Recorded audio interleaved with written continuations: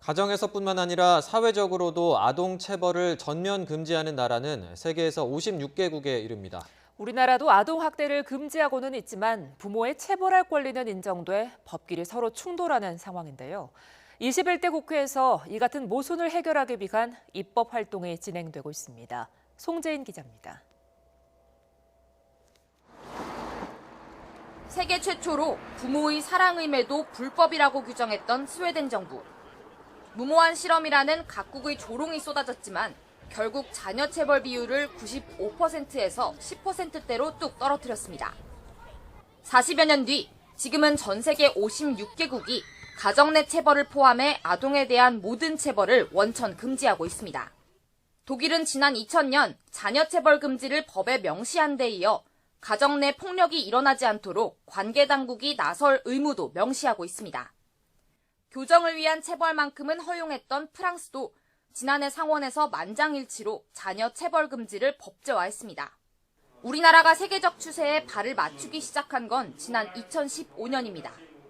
아동복지법을 개정해 아동에게 신체적, 정신적 고통을 줘서는 안 된다고 규정했습니다.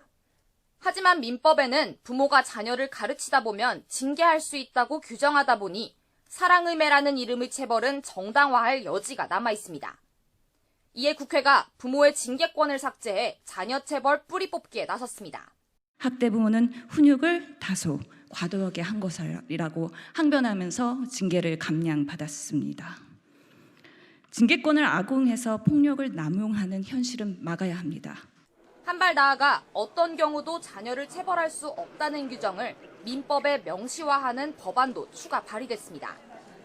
일각에서 징계권 삭제보다는 훈육권 정도로 바꾸자는 주장이 나오는 만큼 일체의 체벌도 허용해선 안 된다는 메시지를 분명히 해야 한다는 겁니다.